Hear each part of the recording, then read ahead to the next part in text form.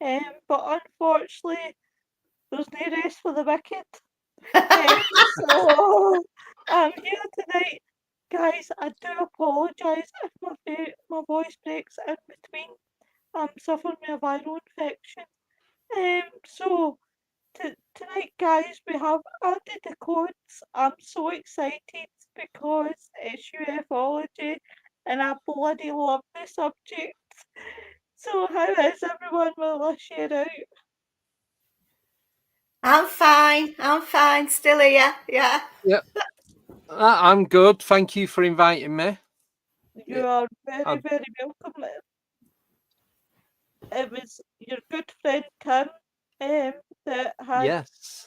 said he's a lovely guy. He's a Yeah. pain in the bum, but don't tell him I said it. I don't want him to know. No, he is good. Like I said to you earlier, he's not well. He was supposed to be coming doing a tattoo for me tomorrow, but he left me a voice note today, and I didn't even recognise his voice. I'm like, Wow.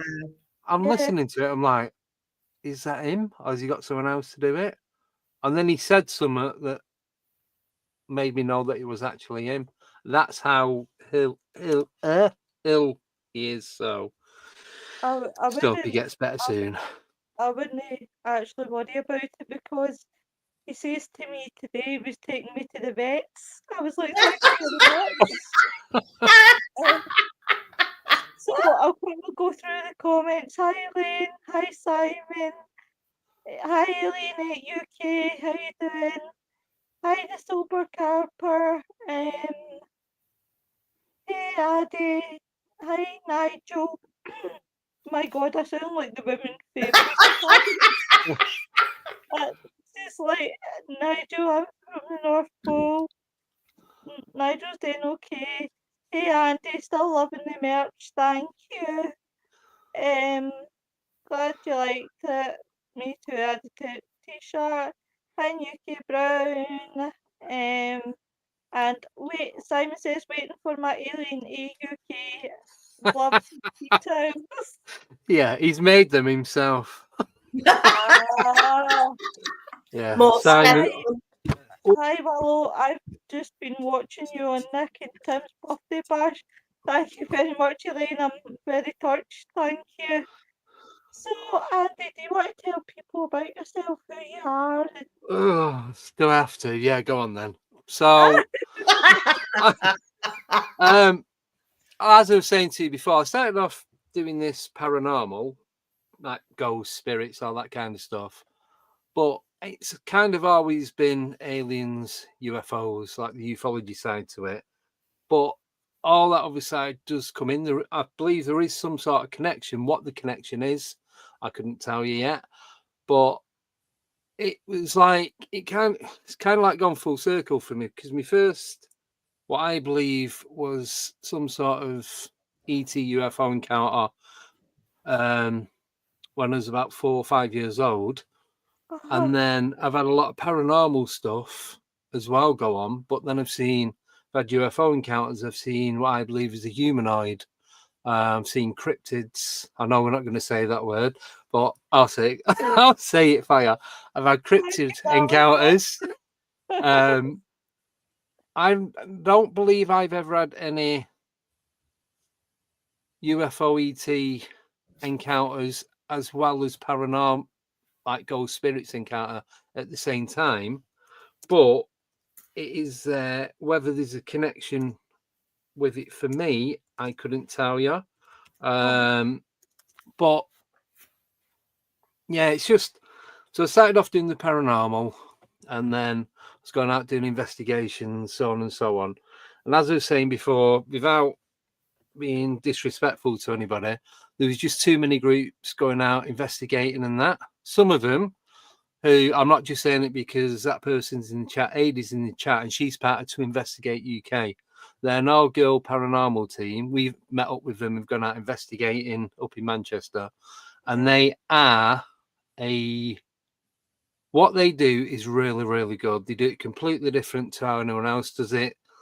And for some reason, not all the time, they get really good results, even in places you wouldn't get. Where we went, the results that we were getting, we didn't expect half of that. We had a woman in Texas, a woman called Michelle, who was supposed remote view, and she was drawing and writing stuff down. We was in this cemetery that we'd never been to before, and she was drawing what the cemetery looked like, what it looked like on the plaques, on the gravestones, the people that were there.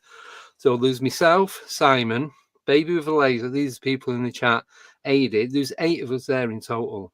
And what we was getting from that, from Michelle, who was like 5,000 miles away across the Atlantic, I didn't know where we was going until about an hour before we got there. So Michelle didn't have a clue. She knew nothing about this place. She didn't even know she was coming on till about half an hour before. So it was the synchronicity of everything. It just went off. So them sort of groups are amazing at what they do. But for me personally, there's just too many groups that want to be famous, be on TV and all that kind of stuff. And that's not my thing. I'm happy meeting up with people, going out investigating and doing it that way. There's a few people in the chat, like I said, that I've met up with and I'll probably meet up with again. And I'm happy to do that. But then it kind of, that weekend, it came full circle. Don't know if you can see this. So that's like an alien in a jar. Ah, So I'll bring it forward. I've not dropped it yet. I'm not planning on dropping it. please don't. Oh. Oh, yeah. So Oh there's my no God. stamp on it, say made in China or made in Taiwan. No, nothing like that. There's no Primark sticker on the back of it. So it was actually Baby with a Laser who's in the chat. It's been up out investigating with Sober Carper as well. We've been up to Cannock Chase a few times. But this weekend, so Baby, he got in touch with me and he said, I've got this thing. So I can't remember if he sent me a photo of it or not. Yeah. And he goes, make me an offer. All right. So I made him an offer and it was deal. I'm like, what the hell? And it's like, right, I need to get back up to Manchester to go and collect it to see what I've actually bought. Anyway, we went up that weekend and it was like, from that moment, I knew at that point that it was going to go from paranormal to ufology, not straight away. I wasn't just going to cut the paranormal off and then jump over. It's going to be a gradual thing. Yeah. Oh yeah, I've met Og Elaine. I've met her down at Rendlesham. Fire Spirit Wayne. I've met him up in Bempton in North East Yorkshire. So I've met a lot of the people that are in the chat. I've met up with and been out investigating with on like different circumstances and that. Yeah. But with that, the alien, that was the moment that everything was changing because they had the original name of it was Codes of the Paranormal. Then I've never really liked the word paranormal, so I changed it Codes of the Unknown. Then I wanted to keep the name Code, so I use that as my surname. So it was then Andy D Codes, because then I didn't want to just come out and start doing something and no one have a clue who I was or what I was about or anything like that. So it's like, so I did it as my name so then people got to know me Yeah. and what I was about. But it was like I'd go out and it's from leaving my front door to go out and doing the investigation and getting back to the house. So you would see everything in between driving to the location. So it wasn't edited, I wasn't adding stuff into it, wasn't doing clickbait, nothing like that. And that was it. But from the moment that I got that, it was like, right, this is where it needs to go back to the alien side to it. So Ada, her friend Sarah, who has co-hosted with me, her sister Emma does a lot of the animation for the videos and creating images and what have you. So she did some image creating for me, but then I had an idea and I thought, right, I've not really used it before, so I started using AI. Yeah. So with the black and white logo that I've got, that's AI created. So there's only me that's got that. So if anyone else has got that, they've stole it from me because you cannot get it anywhere. Well, do you know, funny enough, I actually used AI for a couple of things that I've done. And I know people are no big fans when it comes to AI, Nope. but it does have its good points, Yes. especially when you create your pictures and then there's no way in hell somebody can say, "Oh, I created that picture before you," because you Yep. know where you definitely got. Yep.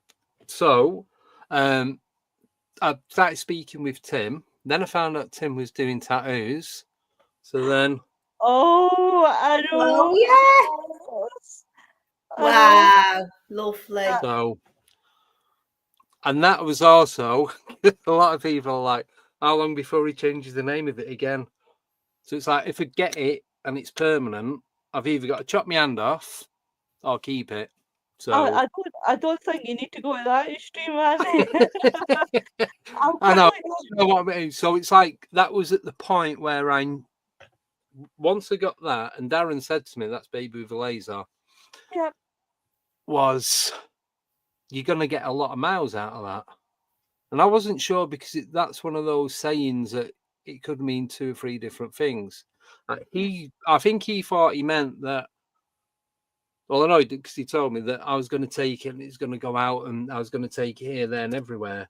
But it was more a lot of for me, it's more a lot of mileage of content mileage, like with the yeah, channel talking about it, doing stuff, getting the tattoo. I've got the merchandise with stickers and all that kind of stuff, and it's all that or parts of that. And then yeah. they've got different fonts of Alienate UK itself. So for me, that's a mileage that I've taken from it and not how Darren intended how he meant it, if that makes sense. Yeah. Oh, Yeah. So that's where it's come to now. And it's been like that since April last year. So yeah. Done oh, very well. Very you well. have. I'll quickly go into the comments because they're building. Elaine says, "Hi, Lynn."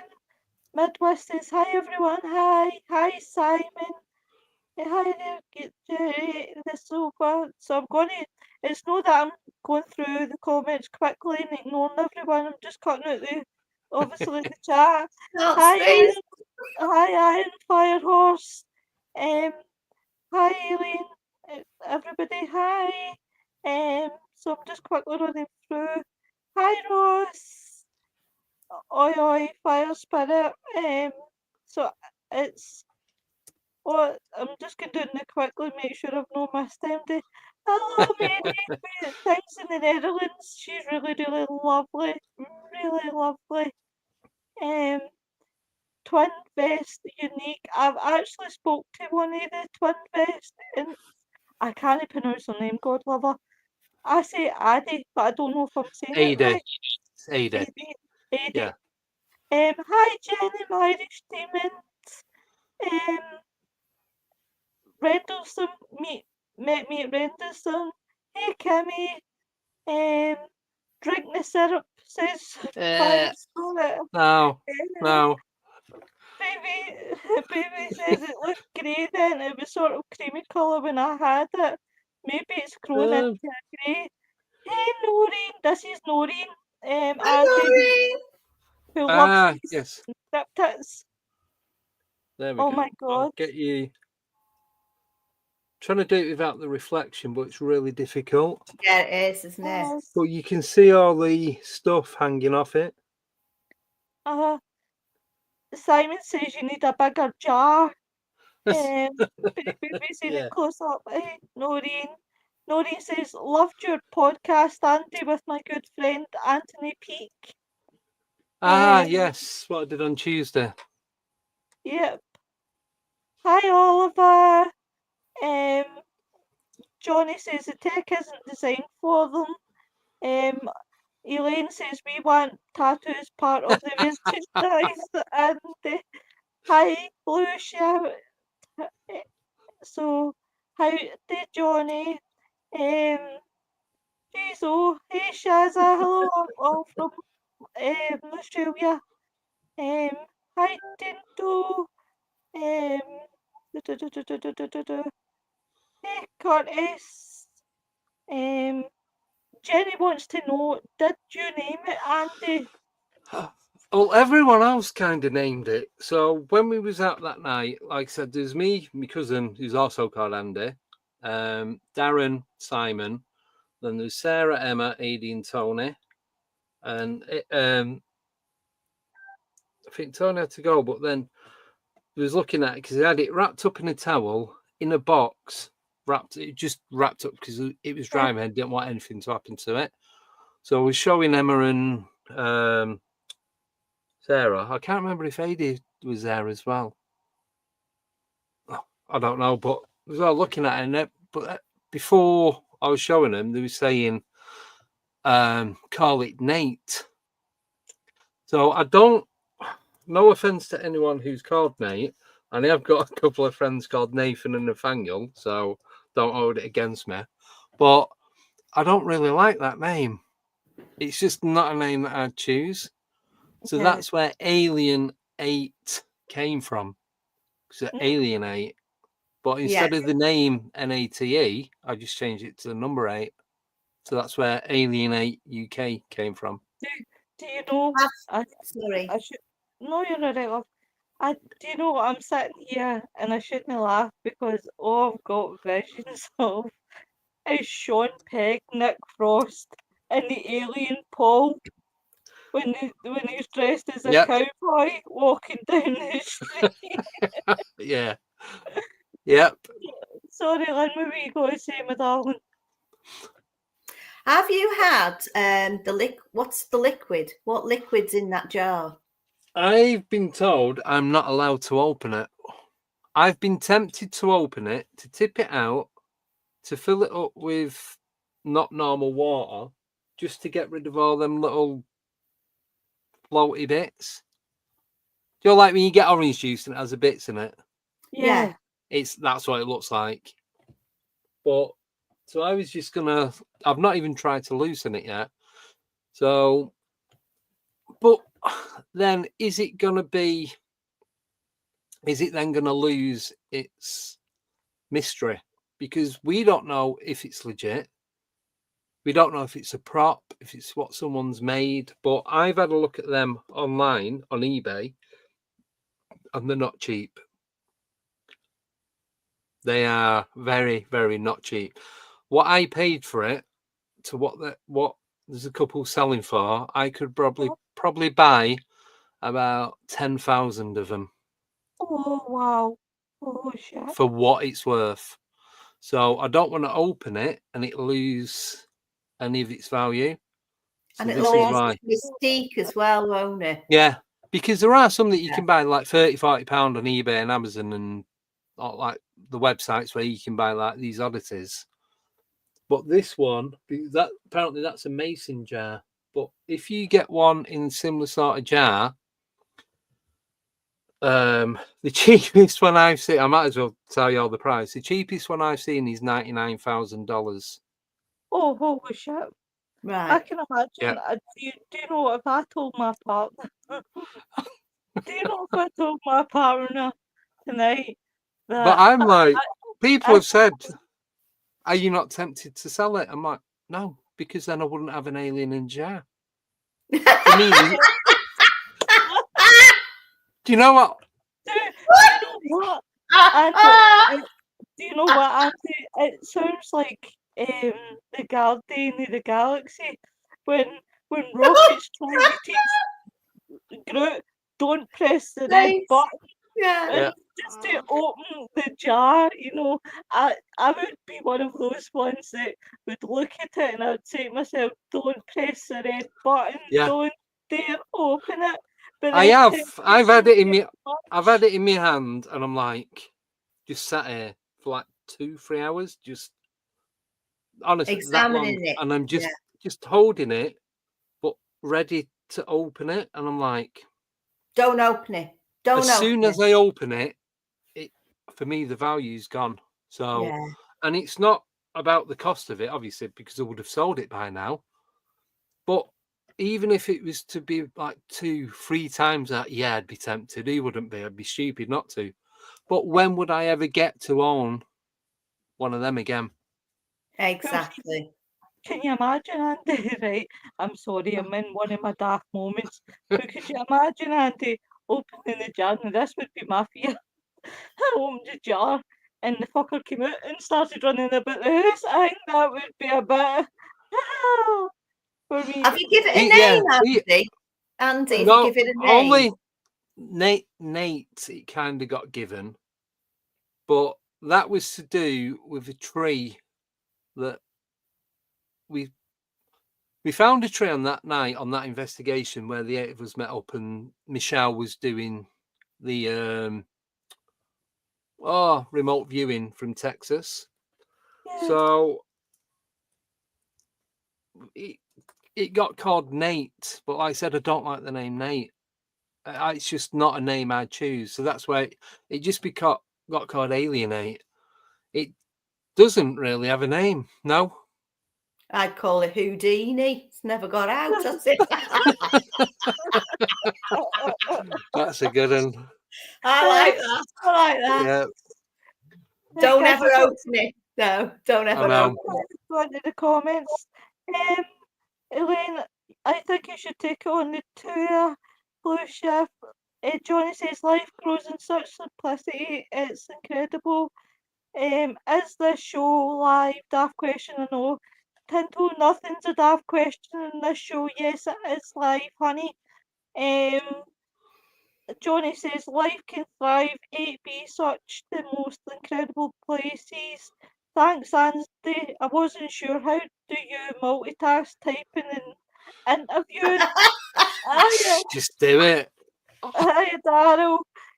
Johnny says so simple yet so complex. Yep. It was because of the tree, Andy. Cheap vodka from Lidl. Johnny says, I've actually bought some of that tonight. So don't knock it. apart from the system. Simon or Sambuca, don't get me started in Sambuca.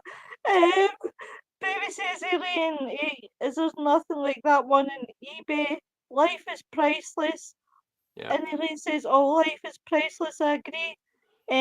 Johnny's asking, what would you do to preserve something so rare?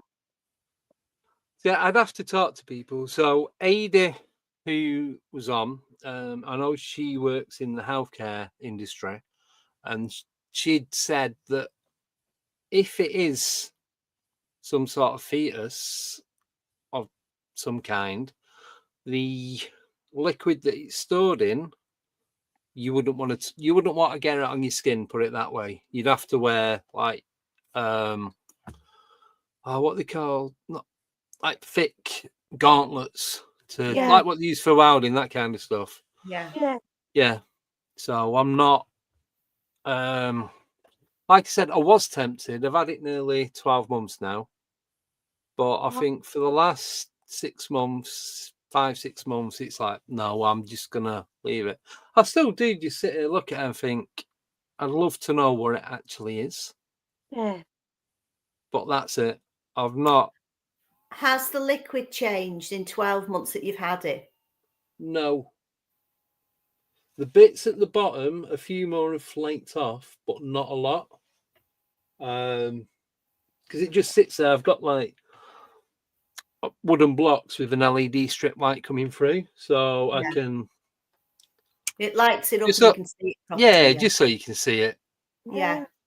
Andy, I'm dying to ask you, and I know this is probably going to be a really stupid question, but it's more out of curiosity. Have you seen it move in any sort of way? Nope. Unfortunately, not. Its eyes have not opened, the mouth's not moved, the hands haven't moved. See, it's an interesting question, that really, isn't it? It really yeah. is interesting because you've got something there in the jar. Now, when you look at bacteria, sometimes you've got anaerobes and aerobes. Some can live without air, some have got to have air. You know what I mean? It could be the same with if that is an alien, is that doing the same thing? Is it alive? Right? Is that alive? And is it waiting? because if it can live with water, it might be able to live in that atmosphere. Do you know what I mean? Yep. Yeah. Is it alive, Andy? Does it get out at night time and come and have a look at you in bed? I hope not. I hope not. But from where the bed is to where that is, I've got a direct line so I can see it. Yeah. So Well, I don't know if that's a good thing or a bad thing. what I would say to you, Andy, is see, as long as it makes you breakfast in the morning, it makes you a cup of coffee or a cup of tea. I'd be impressed if it could do that. You're onto something. Elaine says Yeah. you might release the movie, Andy, if you want Matt. Hiya, Drew. Iron Fire said, did you say alien in a jar? Yep. Hey, George. Johnny said it might want to be desired. Shazzy says, don't open it. Jenny says, Peter. He says it's a Peter. A Peter. Johnny says it's simply, it is what it is. Shrimply. Baby says only Andy, Simon, and Sarah from Twin Vests has seen the aliens close up. Fire Spirit says waiting for it to wink at Andy one day. I can imagine. Drew says Daryl baby. He's saying hi. Ross says don't open, you'll regret it. Tinto says my texting is all over the place. Damn phone, sorry peeps, I can't message. That's alright. Simon says I've seen my gym towel. I've not seen my gym towel. That's it got wrapped up in. Yep. Ross says reminds me of them them thighs in my childhood. Pickled ground. Simon says it's probably better with pickles than breakfast. Fire Spirit says born to be alive. Can I ask a question? I've got loads of questions actually. Right. What is the scariest thing that you have actually encountered, Andy? Face to face or at distance? And what did you think? And how frightened were you, or were you not? At one point, I thought I was going to die. I thought this is it. This is the end. I was at a friend's house and I was sat in the living room in a chair, just in the corner. So this chair was just bright red. I think it was bright red leather. Not my chair. Don't ask. I don't know. And I was sat there, and I couldn't get up. And what I can put it down, can't put it down to, but what I can run it against is 3 years ago. I was on holiday in Cyprus, and when they have stuff going on in the clubs and that, anyway, there's this guy that's doing hypnosis.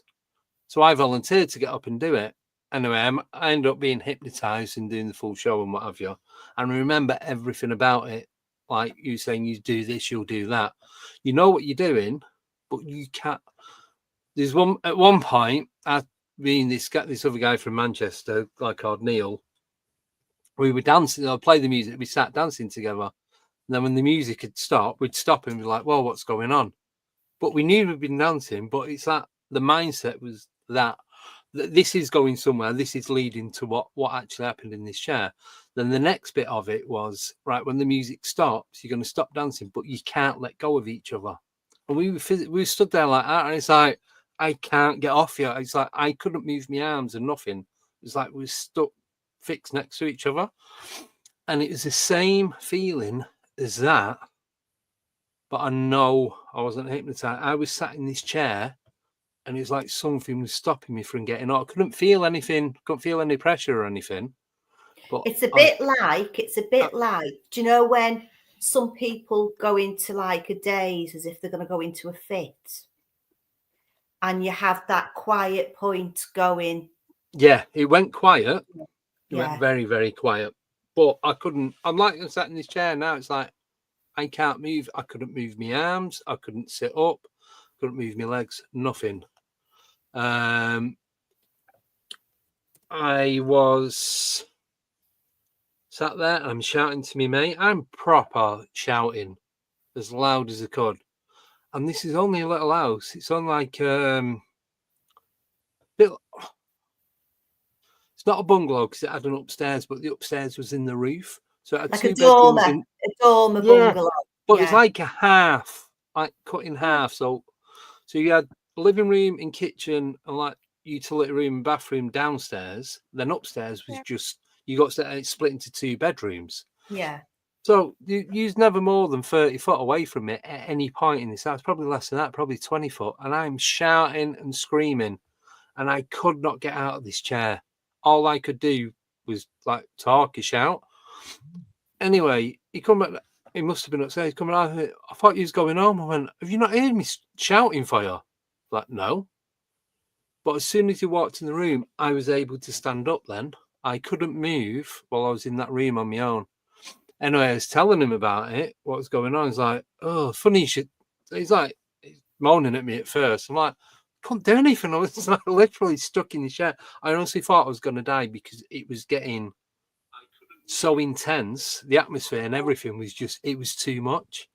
Yeah. And then he went, oh, funny you should say that. My brother was there and he said he was sat there one night and he was watching TV and he'd turn around. There's like a big shadow man stood in the corner. I went, yeah, cheers. I'm never coming here again.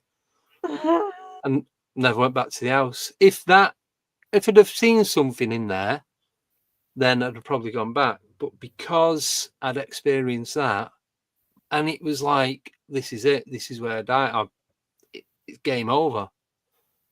Obviously, it's a bit more emotional than that at the time than what I am now. But it was like, it was just so negative and dark, and it's just horrible. That's the only time where I felt anything as strong as that. Something either pushing me or pulling me back. I just couldn't move. Yeah. It's a bit like you hear people with night terrors and they can't move. Yes. What, Yeah. Yeah. what do you think, Andy? Right, I'm going to ask you a question because it happens to a lot of people where they missing time. Now, I'm fascinated with the whole concept of missing time. And what got me into missing time was there was a story about a gentleman who was in I think it was either the army, it was in the military anyway. Yeah. Was told to be at this part of a location and it would be somebody there to pick him up at 9 o'clock. When they got there, he wasn't there, but he was adamant he was there at 9 o'clock. Anyway, this man went through terrible times. He was getting grilled, lectured, they wouldn't leave him alone, they were calling him a liar. We were there, no one appeared, blah blah blah. And it wasn't until he was going on holiday and he picked up a book by, I think it was either Bob Lazar or somebody else, and Yeah. he was reading this book, and there was a part about missing time. Yeah. Now, I feel that people who have had these experiences, such as, missing time, seeing UFOs, they don't get believed. No. And it's like, but if people are coming out who are genuine, I'm not saying you have got your stories where people are make, but you've got your stories that are really, really genuine. And the thing about it is, Andy, a lot of people ain't believe this. You're crazy. But see, Yeah. when you've got like 5 people, I mean, this gentleman who was missing time, to who went and obviously spoke about it, and it turns out they have.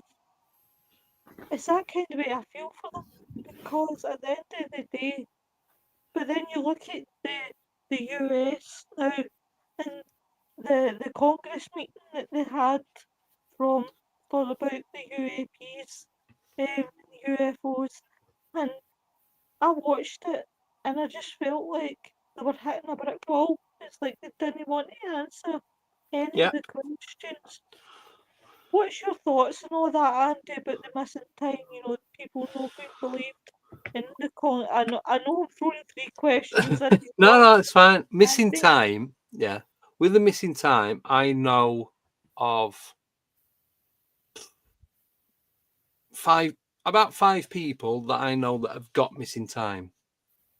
And there's another guy, I don't know him. I know his son because it's his son that told me about it.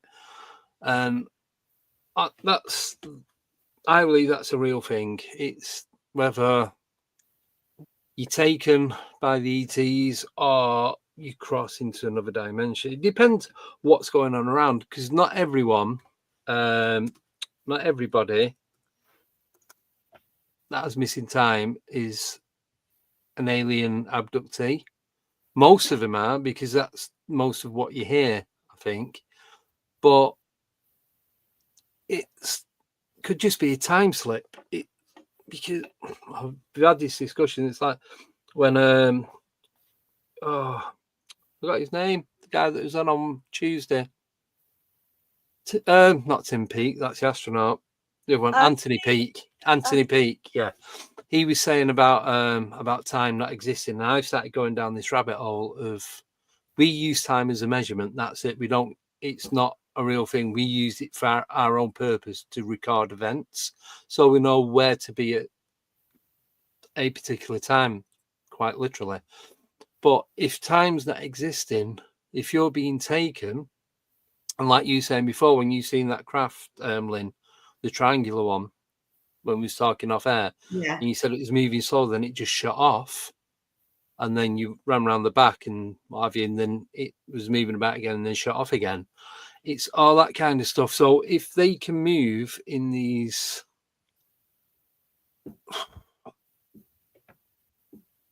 ways that defies our physics, then straight away that must say that time exists at a different rate or doesn't exist at all for whatever Yeah. they are. So if you're being taken and then being brought back, we'll go down that path. It's usually around the 2-hour mark. It doesn't seem to be more or less than that. But there are reports, and I have asked this question to a few of the people that I've interviewed. No one seems to have any accounts of this happening, but I have noticing that it's coming up more and more. People know that they've been being taken and they're being brought back either 2 or 3 minutes before they was actually gone. Yes, time travel. So it's like, say they went at, say, 21:38 now. Say they get taken at now 21:38. They come back and it's 21:32. Yeah, yeah, It's like, what? It doesn't make sense. So yeah. there are accounts of that happening. Yep. So if that's Yeah. happening, then definitely time is not an essence for them. I interviewed a gentleman, a local gentleman, a few years back now, maybe 3 years back. Now I know this gentleman and his wife. We've known each other for many years, and neighbours down the road. And I'd done an interview with him because his wife said, "You'll have to come and see Eric. You'll have to come and see him." So I went down and I'd done an interview. About 33 years ago, him and his mate got made redundant from Court Halls that was in a company that was in Flint, employed people for many years. So money was hard. So they used to go salmon fishing. They used to go robbing the fish out the river. This is what they'd done. So what him and his mate done, his mate lived in Flint. So they went up to a place called Llanarmon and Yal. I'm telling a lie. It was called, oh God, what's it called now? It's on, I'll tell you where it is. It's where, I can't say it. It's where the fun ship is. Oh, the one that's washed up. The one that's washed up and it's a restaurant and all that in it. Yeah. So that couldn't say it, couldn't say the words then. But it's down there. So what happened, it's hard to say some of these words. So you get your tongue tied. So what happened was they went down there with the boat, went out on the high tide, run the nets out in an S, right? Yeah. And they sat there, and then the next thing, and it was night time, it was early hours in the night. The next thing, there was a light come. And he said it was like a very small torchlight. and it came from the Connors, because we live in Connors Key. It came from the Connors Key Oh, area. yeah. So you're talking, what, 11 miles away? Yeah. And it just beamed right the way up. And as they looked at it, he said the whole boat, he said it was like a big mushroom of light that came over them. Oh. And he said, I don't even know how long it was. He said it could have been seconds. I don't know. He said the next thing, it had gone, bink, gone. The tide had gone out. The net was stuck in the sand. They were lucky to be alive. Right. Wow. And I questioned him about what the atmosphere, was it foggy? Was it like, and he said it was clear on both sides, the Welsh side and the Wirral side. He said it was clear, but they reported it to the police.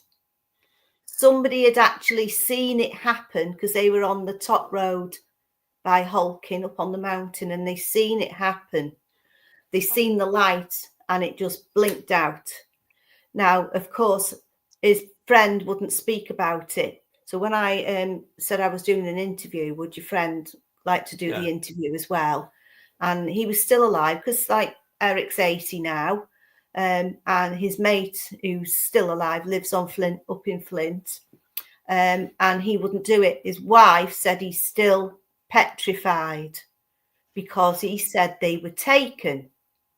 Eric can't remember being taken.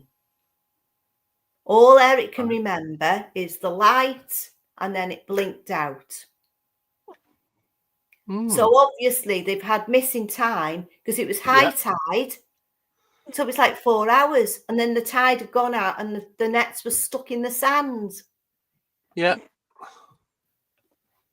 So that was an interesting one about, I thought, missing time, really. Yeah. I'm going to quickly go in the comments. Jenny says, now we are all sitting here waiting for you to open it. Maybe one day. Isaac says, do you have any thoughts on time itself making prophecy true, because things that will happen will? I believe in synchronicity. I don't think things happen coincidentally. Yep. I used to believe if it happens once, it's a coincidence. If it happens twice, it's a little bit more. But I just believe that it's all synchronicity. There's a reason behind it all. What that reason is, I don't know. I don't time itself making prophecy true. I'm not sure about that, because there's a lot of, I know it's Facebook, but there's a lot of people that are putting stuff on Facebook about, on a certain date this is going to happen, a certain date that's going to happen. You need to be around. You're going to regret it if you don't listen to what I'm saying, and then that date will come and go, and you're like, delete friend, because it's pure BS. So I don't. Just my own personal belief at the moment. It might change, but prophecy and all this stuff coming true, there's got to be more proof to it than someone saying something. Because it's like, I could say something now, 50-50, whether it's going to happen. Everything is 50-50. Of course it is. So, not for me. Look at how many times they said the world was going to end. It was going to end in 2000. It was going to end in 2012. Yeah, we watched the film and everything, didn't we? You know, everybody was counting down and nothing happened. And it just takes me to Family Guy when they're celebrating 1999 and then they're waiting for the world. Oh yeah. What the hell? So Tito says, take me back to my disco days. Firstly, it says me too. Elaine says hi. Much love. All my soul goes out to you. Thanks, Isaac. You're really, really lovely. Isaac says, I've also got stuck in a weird dream, and when I finally got back to my body after chanting the name Yeza in the dream to wake up, I had sleep paralysis and I'm legit nasal from my throat. Sorry, guys, honestly, my throat's killing me. It's chakra. I tried to get some names on shrooms and ended up blue dreaming for 2 weeks straight. How did that go? I would really love to know that one. Noreen says was probably more scared because of the lack of control. Tino Yeah. says, Isaac, I've read. Oh, sorry, my throat is going. Link, Do you want me you to take read that them one. out for you? Yeah, if you You could put them talk. on, right? So Sorry, Isaac, I've read that Salvia divinorum is very powerful and can cause severe time dilation. My very first ghost hunt, Ring My Bell by Anita Ward, came on the radio. That was in an abandoned manor house. That was in 77. I think never ran so fast. I can imagine him doing that. Yeah. Joanne Stewart says, hi, Sweepy. Hi, Joanne. Tino, 1979. I was working at Deluso. Ring My Bell was in the charts along with Kate Bush. Yeah, it's true. Yeah. Isaac Braden, Elohim Risen Christ.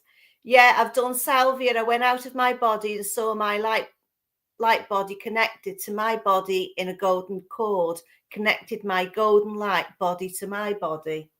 It's interesting. UFO Joe, good evening, crew. Hi, Joe. Jenny, would you consider going from living room to kitchen and forgetting what you went in for? Is that missing time? That's called age. Oh, That is. yeah. I get that all the time. Oh, I do. Simon, and when you're taken on a night and wake up in the morning with 3 days stubble beard growth. Oh. Yeah. Fire Spirit, yup, me and my son were taken 3 weeks apart. Same experience, but don't remember much. UFO Joe, I was gone for 7 hours, but for me it felt like seconds. Tom Nally, clack, clack, clack, pickle. Pickle Tom. Pickle Tom. Tino, Merseyside, Connors-Key and the whole North Wales area is spooky. I know, I live there. UFO Joe, tonight surely is interesting. Thank you. Thank you very much. So many are taken, a lot more than you actually hear about. Maybe they don't know they are. Well, that's a true thing as well. Mm-hmm. Yeah. And then Pickles. Joanne says new way of chain letters. Tino, OGG, what about the poor people who've gone missing? Yes. Maybe they're trapped in another time and universe for all eternity. What's your views on that, Andy? Well, I was reading about that Malaysian flight, that yeah, 340, is it? Yeah, Yeah, I know which one it is. And so I didn't know this, but a lot of the people that were on that flight they weren't just students. They were studying like quantum physics and doctoring and all different levels of biology, chemistry, and physiology and physics itself. So there's doing a lot of like scientific stuff. Yeah. Now, when the videos that have now come out, there's 3 orbs that are going round the plane, that going round and round it and circling, and then it just vanishes. And they've got footage of it vanishing. No, that's a MH370.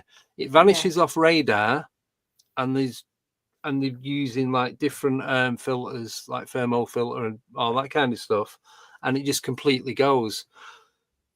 So that they was trying to say it crashed and they found parts of it and what have you, but then that came to light that the parts that they found wasn't from that craft. That was from a light aircraft. This was a 200 seat passenger jet that went missing, probably more than that.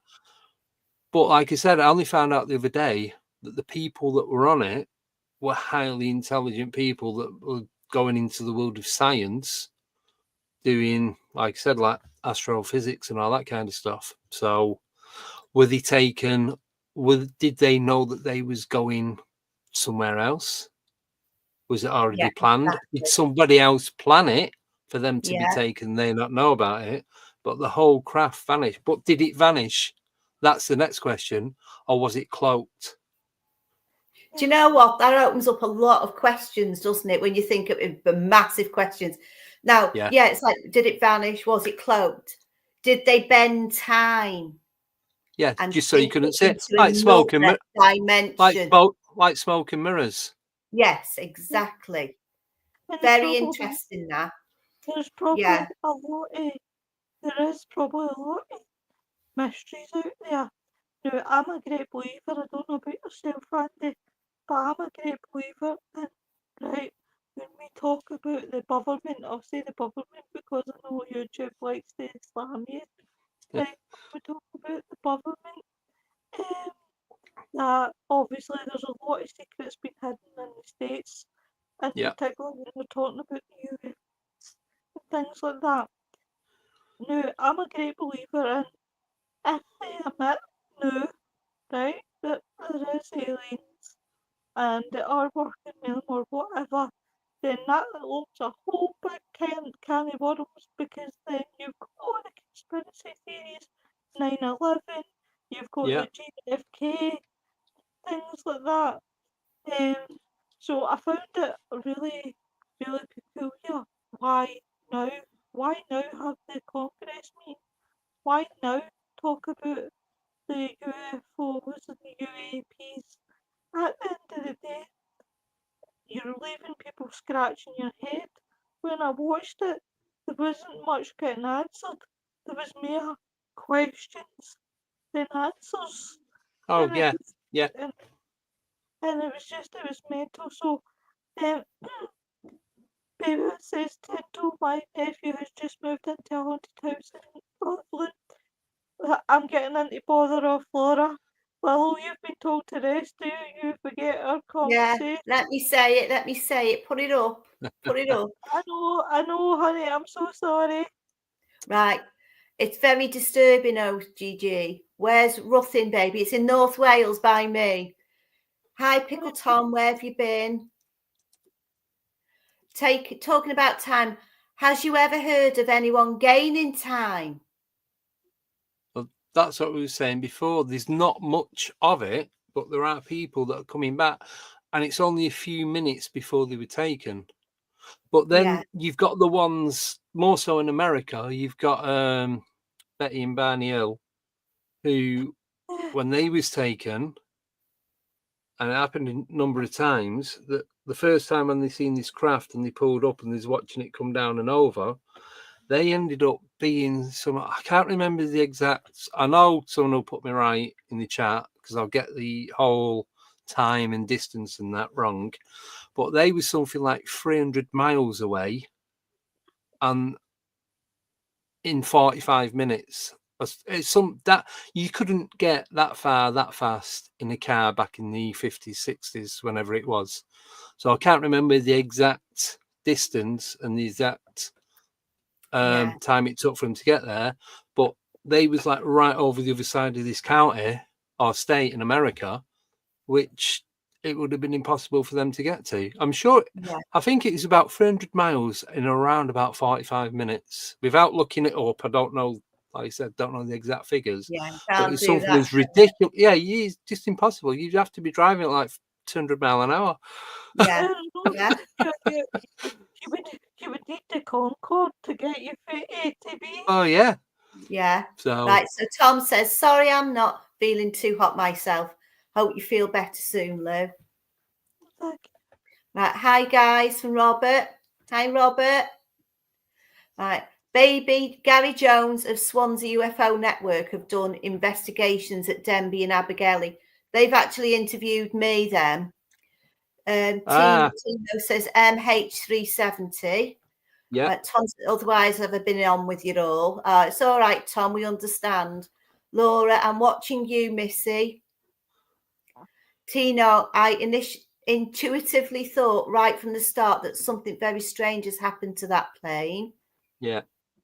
Blue Shift, Andy, it was 6 Chinese folk who worked for Freescale Semiconductors, and they teleported them. TP Kiago Disia. Yes, they teleported the plane, MH370, Ashton Forbes is your man with the info.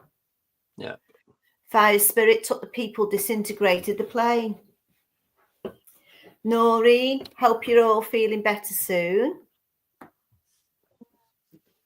We've got a new member to the channel. Yeah, Yeah, UFO I've seen Joe it. became a YouTube member. Lucia, the Chinese folks were trying to get back to China with USA tech. Tino, maybe missing people are only missing from this reality and have actually returned home in identical reality to carry on life, while in this reality, they're mourned.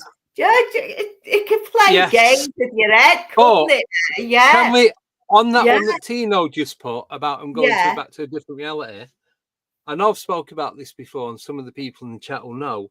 When they did the Philadelphia experiment, that was the one with the boat. I can't remember what the name of the ship was.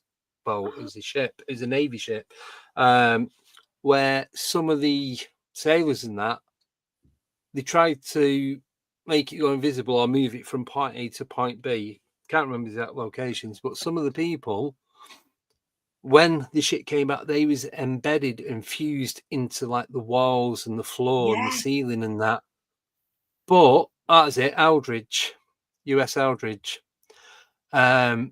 But then some of the survivors, and I remember listening to this on a podcast called The Belief Hole. It's 3 brothers in Texas that do it. If anyone doesn't listen to it, listen to it. It's really, really good. And they were saying that some of the people that have come back, there's one guy, he was sat, and they've got it all written down. They've got logs of it, interviews with the family and everything. That there's a guy sat home, there's having dinner, sat at the dinner table, and he kind of like started fading in and out, like going semi-transparent. And then he just got up and said something like, "Sorry, I can't do this." Got up, walked out, and then just walked straight through the wall of the house, and then vanished. Oh, yeah, honestly. Wow. Right. While animal tracking in the forest, I have looked through time. Wow. Maybe they're talking but can't be heard or seen. Like spirits. Yeah. Yeah. Mate, I have it on good information that the physics are totally right on paper. It was only a matter of time till they manufactured the tech. We teleported a photon years ago. It's real, mate. Yeah. UFO Joe, I was kicked out again, mate, at Alienate UK. Seems to happen again. It's good I remembered to look. Tino, how about the skier who went missing and ended up in full ski gear in a part of the US that was warm and sunny? Yeah, I think that was the 90s, late 90s, I think that was, early 2000s. I'm sure it was. But right, it happened to me once, Tino. I was kicked off membership. Thankfully, on return, it still showed I'd be there in 8 months. Tino, excellent podcast. Thank you very much. We live in a very wonderful and scary universe. That's quite true. That's quite true.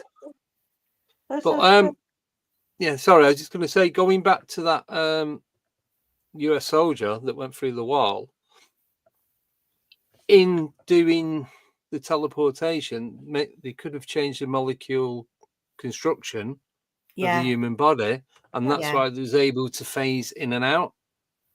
But they didn't have any control of it. It was just like, I suppose, glitching.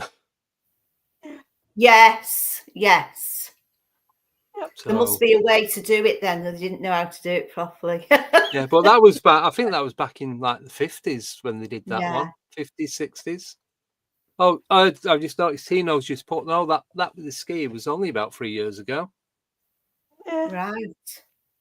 So Brilliant. So what UFOs have you seen then, Andy? Oh, what do you want? Seen giant silver balls in the sky. I've seen plasma UFOs, dripping down plasma. Solid nuts and bolts UFO was the first one that I seen. just weird lights in the sky, blue orbs. I think that's about it. Mm. Yeah, it's enough But, though, isn't it? You know, oh, it is yeah. enough. Yeah. Yeah, it is. But I was saying to you, the one that sticks out more than anything, other than the one that I first seen, was the one where the sky opened and it went through and then it closed again. Yeah, it's interesting. So That is. I was in Manchester at the time. That's where I grew up and was born. And I used to work in Bolton. I was driving Bolton to where I live is only about 12 mile away. So I'm driving down. Was it the M61 from Blackpool? As though you're coming from Blackpool. Yeah, I know what you mean. Manchester. So I'm Yeah. on the Bolton bit, so between Bolton and Worsley. So I'm driving down there, clear sunny Friday afternoon, and I just seen this silver metallic object in the sky. Couldn't see a shape to it. I'd say it's about 4 miles away, and then it just. So I'm just looking at it. I always remember the day because I had a company van, but the boss wanted to use it to.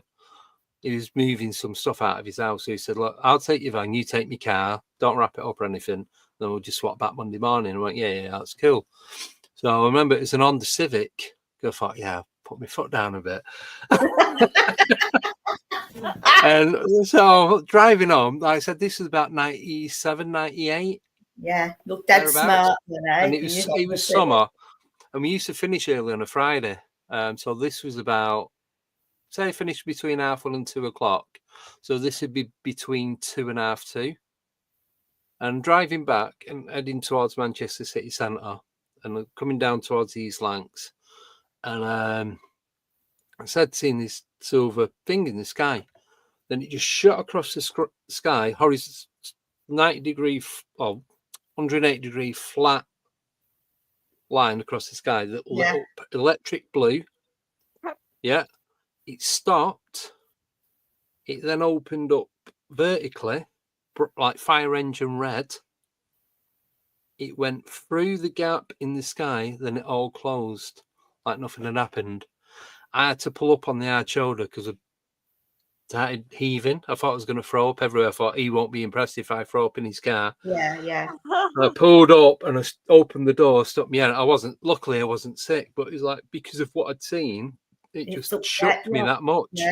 It's like, but it wasn't until a couple of years ago when I was speaking to Jody Cook, I was interviewing him, and he mentioned, so I can't remember the exact conversation without going back. And I'm like, it's like it was that trigger click that, oh my God, that I seen like 30 years ago.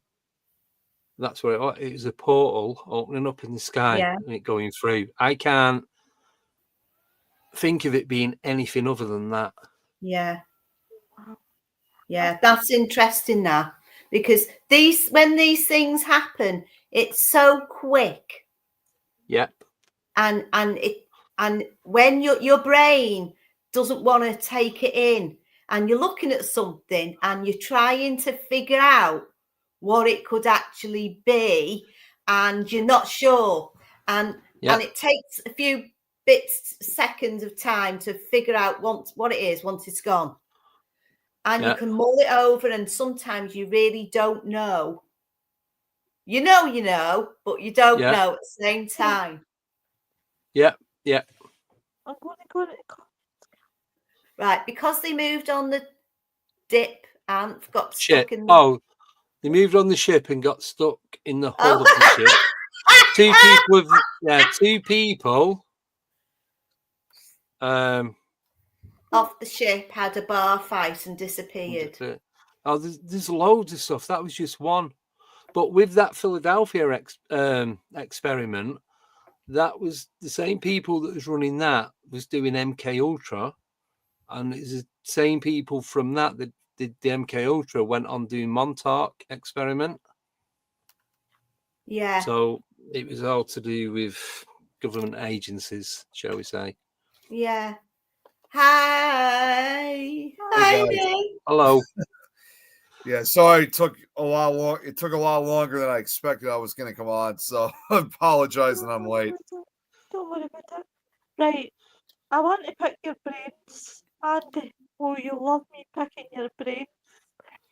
Now, there was a case on one of my old podcasts that I did. Nick will remember it, and we did. It was something that I watched on TV. And I researched the backstory to it. Now, it was Yeah. a film called Horror on the High Desert. Now, when I researched its background, it led me to a case, and it's called the Kenny Beach case. Okay. The Kenny Beach case. Now, this would maybe be something that you'd be interested to do in your podcast and research. The story goes that Kenny Beach was an experienced hiker, and he loved to be out in the middle of the desert, the Mojo Desert. Now, it's said that he stumbled across a cave, and people on YouTube were goading him to go back and look Yeah. for it. Now, Kenny Beach wanted to prove everybody, that if there was an cave, he did see this, and he went looking for it. Now, Kenny Beach is missing until this day. He's Mm. still missing. The, there has not been any sightings, nothing. His phone, now, you would expect from where he was taking a picture, Yeah. you would expect that his phone, because he was looking down a manhole, now you would expect if his phone fell down the manhole that it would smash, but Yeah. the phone was in perfect shape, no scratches, no nothing, as though it had been placed there. And there is a YouTuber who goes and looks, who has been looking for Kenny Beach every day from the point he's missing. Now, he says he came across a cave that was like an M cave, but the closer that he was getting, the infra beams was making him feel sick, and he was sick. And then, Ah. and then obviously, the further away that he went, the opposite way to get away from what that he actually felt better. Yeah. Now, I didn't know anything about infrared things, beams, until I spoke. There's obviously, I'm sure you're familiar with the Dark Mother boys, the Dark Wayne and Mark and Josh. Um, well, they do a show every Monday night talking about UFOs. I'm so sorry, folks, my Oh, phone you're all right. can't lose that.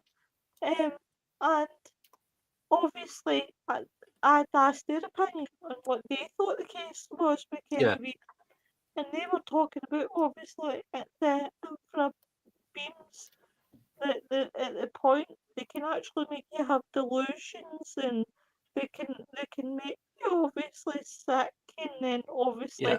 sorry to be graphical, people, but they can actually make you shit yourself, Yeah. and you see the bowels and things like that.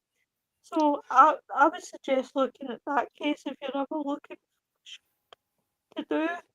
I definitely highly recommend doing the missing case Kenny Beach, because it's an interesting one.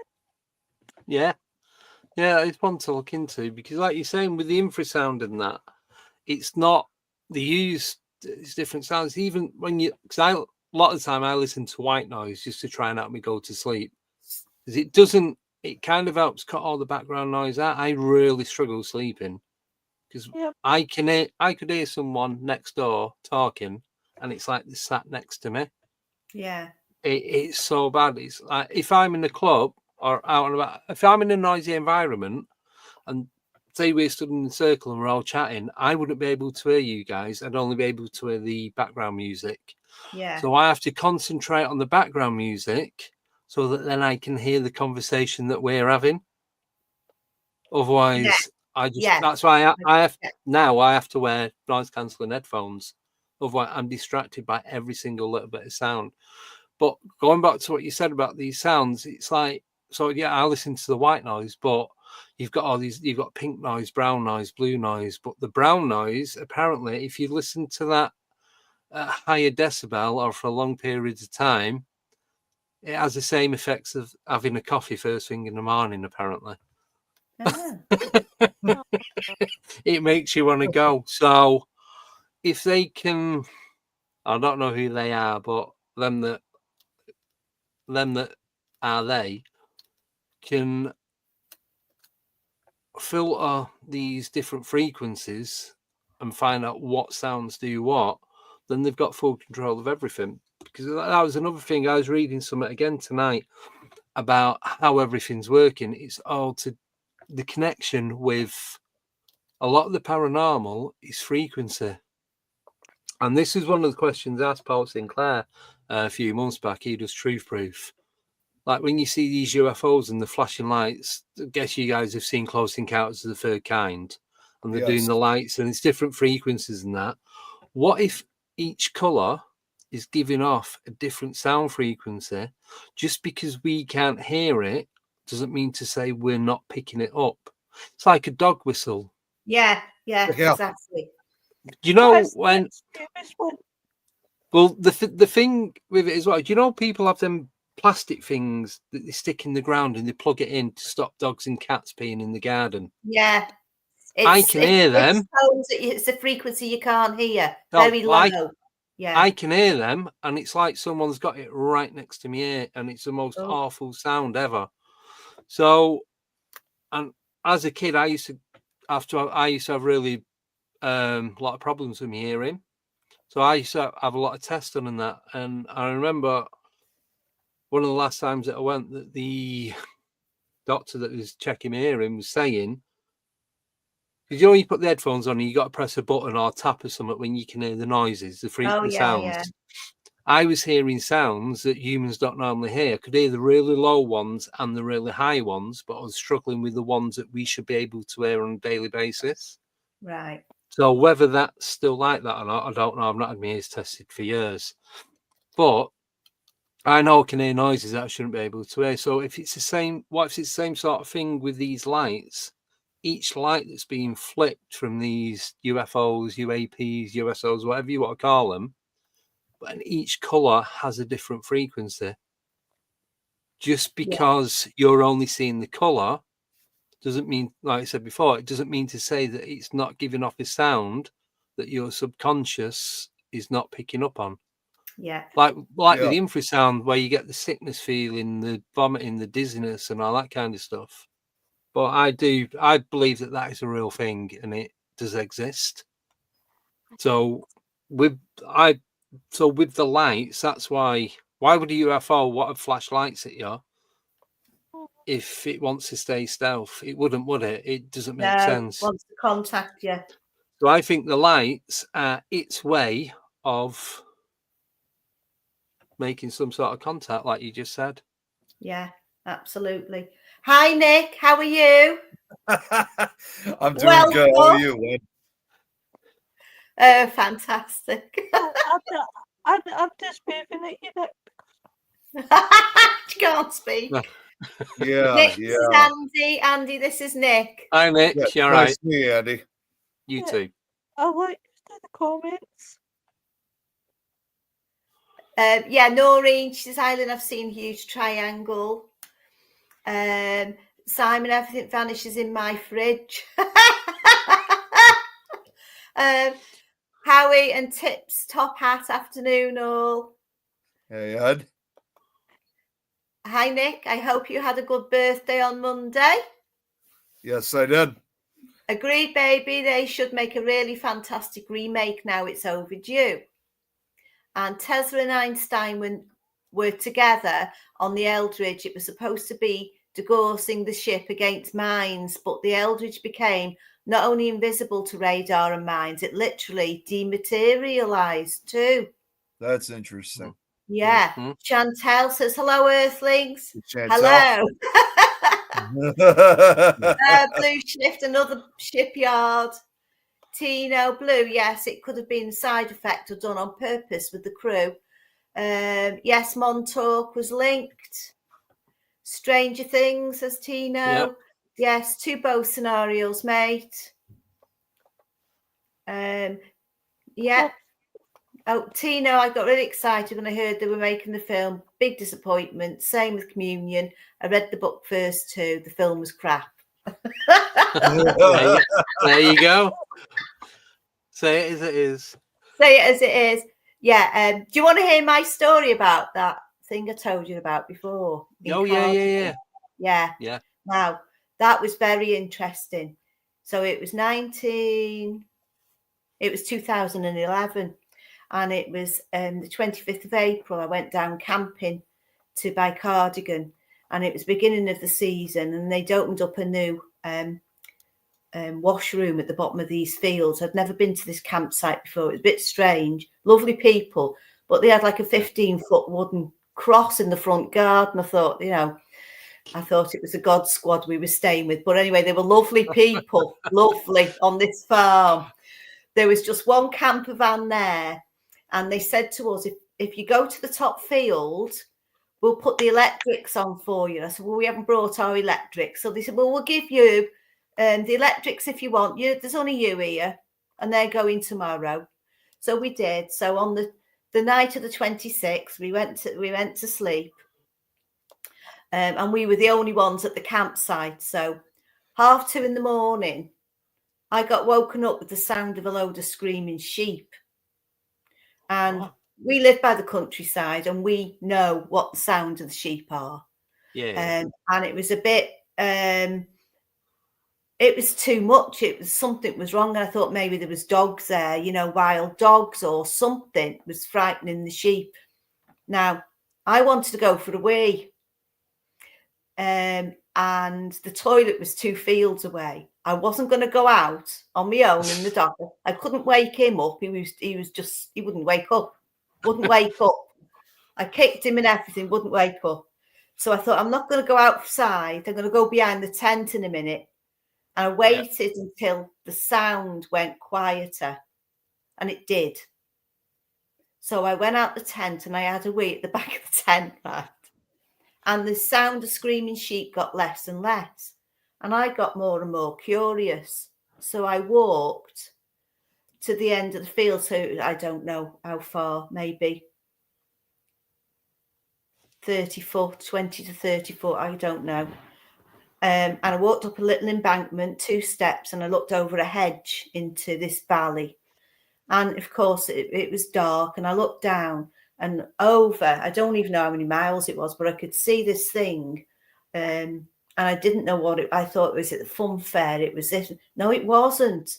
And the sheep were still like screaming, but just little bits. And I was looking out for anything that could be chasing around the fields and that. There's nothing there. But I kept looking at this object across over in the countryside. And as I looked at it, it was like, say you had a full circle. Yeah. The bottom was missing. So it looked like a horseshoe. Yeah. You know what I mean? Yeah, the bottom's cut off. And I was looking at it. I thought, it's a bit odd that. I was looking around to see what I didn't know what it was. It had 9 lights. Each one was the same size, dotted around this circle-ish thing. And what was happening was, when they were big lights, they were white, and then they shrink to red. But it was doing it like a heartbeat. And I thought, what the hell's that? And I couldn't figure out what it was. And then something caught my eye to the northeast. And as I looked up, there was a bit of a hill, a small mountain with a television mast on. So it's got like 6 or 7 of these big red lights on it. Yeah. And as I looked, one of the red lights, and I rubbed my eyes and I looked again, I thought one of the lights had fell off or something, but it wasn't.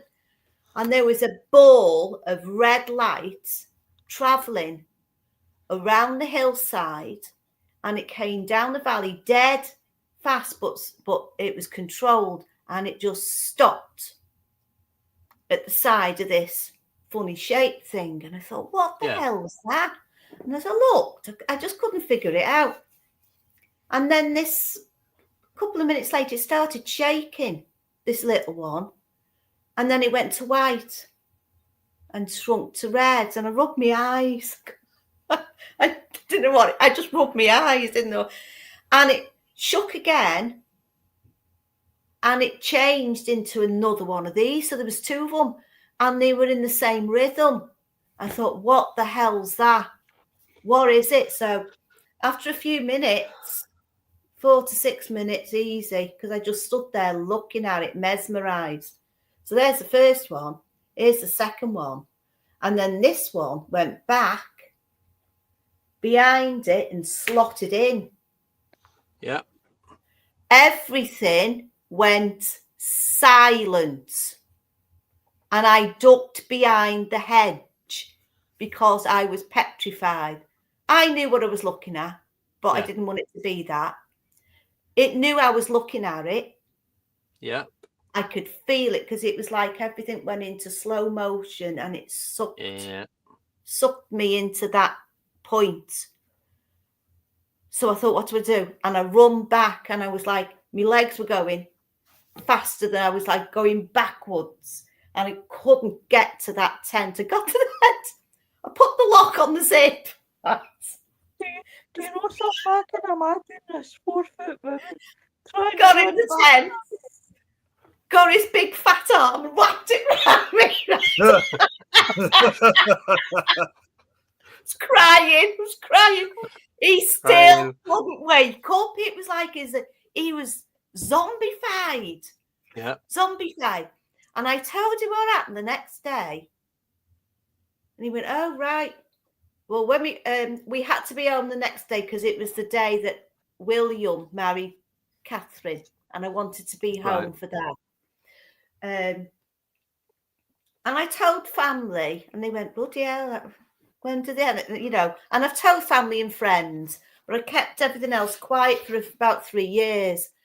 And then I thought, I've got to talk about this with somebody. And I wrote to some UFO group. I don't even know who they were.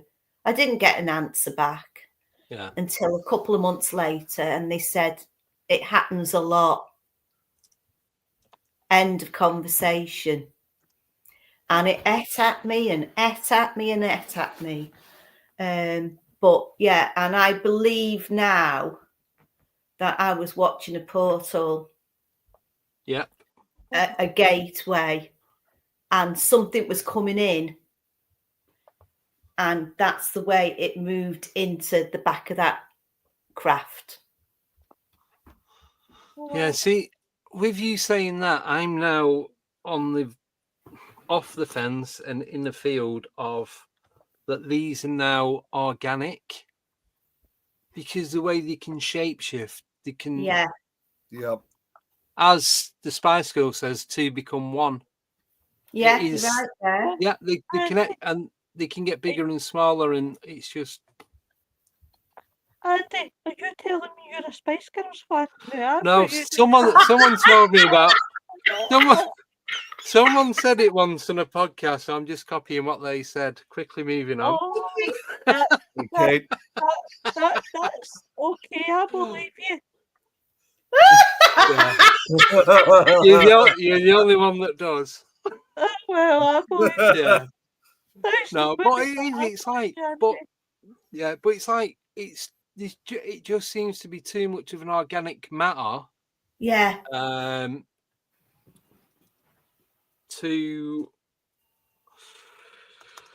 For it not to be that. If it was nuts and bolts, they'd have to have some real high tech special tech for that to happen, for it to merge. Yeah. Because you're talking about,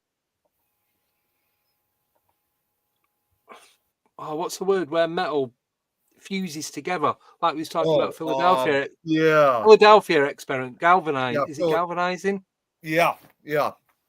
It'd have to do that, and as we know, it's extreme heat that needs to do that, and it's all got to be bent in that. So surely it's got to be some kind of organic structure that's making this possible. Like you said, the light came off and went round, and then there was this like bell type shape that it connected to, and it went Yeah. to the back and became part of that.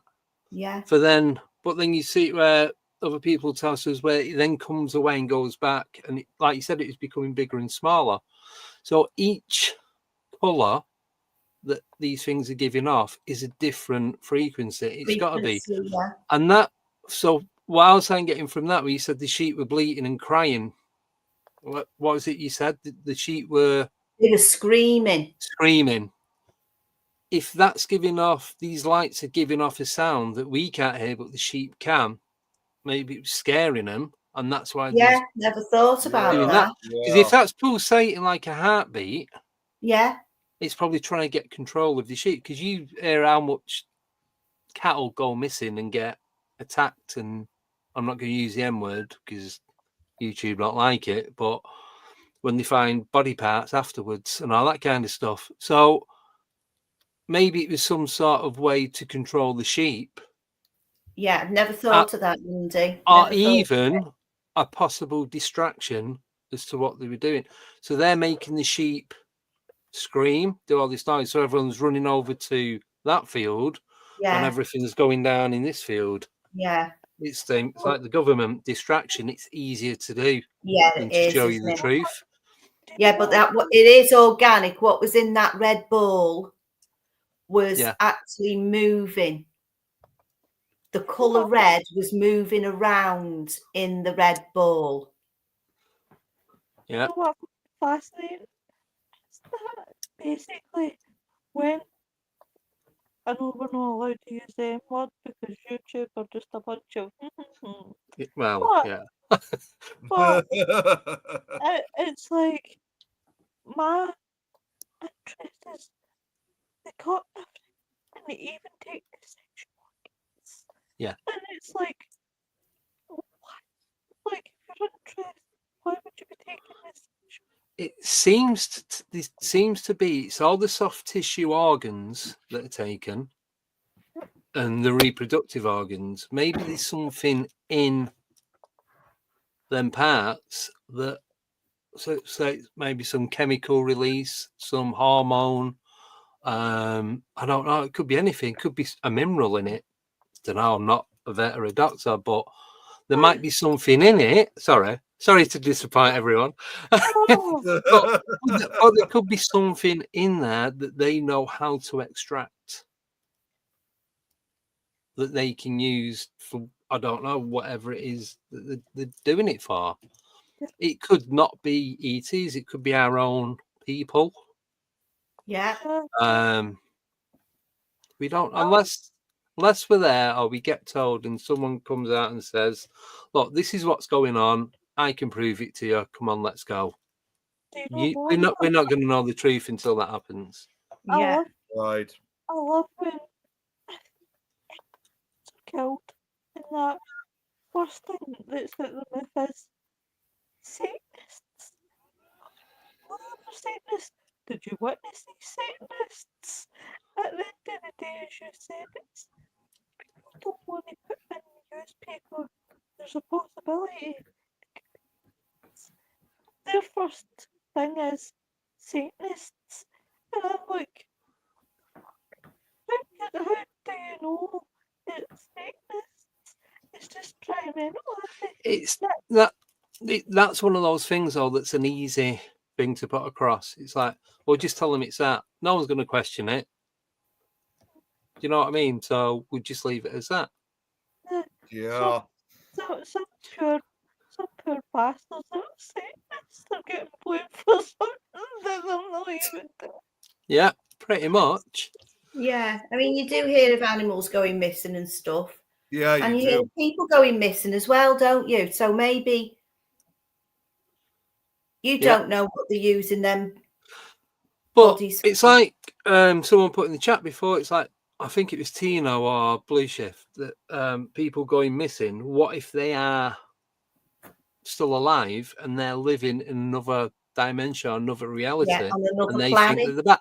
Because I've watched, I don't know if you've ever watched any of the missing 411 files on Travel Channel or Discovery or whatever. Yeah, I've one, seen it a few times. Oh, have you seen them? So there's one, and they weren't that far away from Land Between the Lakes. I'm guessing you know that story about the dogmen. Yes. Yeah. So it was in around the area, some creek not too far from there. And this little kid, about 4 or 5 year old, he's with his granddad and a few others in his camping, the caravan and tents and all that. And when they interviewed the kid afterwards, the kid was the kid had gone missing and then they found him. He'd come back. But the kid was saying, I could see you all. You was all shouting my name. You had the rangers there that were looking for me. And I was stood there and I was shouting back, but none of you could hear me. Yeah, wow. That's really bizarre. Yeah, that messed me up for a bit. I'm like, imagine that being that innocent and vulnerable and not being able to get back to your family and you're stood within feet away from them and no one can see you. Yeah, really. I mean, I Scary, can't even that is. imagine. Yeah. I just cannot even imagine just the feeling that would follow when it comes to something like that. You know, especially an experience in that case. But not even just as being a kid. If that was to happen to you now as an adult, you're there with all your mates, and it's like, why can no one see me? What is actually going on? So there must be some sort of. This goes back again to why time doesn't exist. Because if it did, we'd all be in the same place at the same time. I know it does exist, but it doesn't exist, and that just messes with me head. It just hurts so much. But you would be able to do something, but if they cannot physically hear or see you, there's got to be something else to it. Yeah. And this is my other thing as well. I don't think that paranormal is paranormal anymore. I think it's normal. It's always been here. It's always been part of what we do. More people are open to it than others. More people have more experiences for whatever reason. Even if you're not open to it, maybe it selects you. You don't select that. You're the one that gets chosen. And there might not even be a reason. It might just be a random selection thing. Right, just pick 50 people. We'll go and see them today. It could be something as stupid as that. Yeah. And we don't know. But I just believe that it's always been part of it. We're just becoming more aware of what's going on. We're being not even more open to it. We're noticing it more. I think with all the different platforms, social media, everyone's got a video camera, a phone in the pocket. Everyone's literally, because you press a button on your phone, you're literally speaking to that person within 2 seconds. Yeah. It's become normalized, hasn't it? Yeah. It's a normal thing. Yep. And you got FaceTime, you got video chat. You just loads and loads of. We're doing this now. We're all in different parts of the world, so it's just the more. I think the more tech, it's making paranormal more. Well, I'm going to use the word available, but that's not what I mean. You know what I like, right? Is the fact, do you know what, Andy? I need to get you on for a second part because I've listened. I promise I will have my voice back by the time that you come back. But I've listened to you and I've been so good and really interested. But what, like yourself and I'm finding that a lot are pulling me and going into different fields, whether it is ufology, whether it is cryptids, might as well say it for unknown. So whether it's or whether it's different, different parts of it, I don't think people have the same for paranormal anymore. Because of this, and that's why I would rather watch on a documentary. I'm sorry to the people that are deaf tonight. That probably makes no sense. But documentaries as well about ufology are really Nick, you've been so quiet. No, I know I haven't said what, but I've just been intrigued of what Andy's been talking about, to be perfectly honest with you. So You know, it's hard when it comes to, you know, certain guests. Sometimes it's hard for me to come up with a certain question or something like that when you're just Sorry. so fascinated by it, if you know what I mean. Yeah. But I said I need to make a pact with Andy because I've listened. Andy, can I say something? You're one of the most, and I've noticed, you're one of the most fascinating guys I've ever met. See, sitting and thank listening you. to you and listening to, obviously, the experience. And obviously, it's been nice to meet your alien.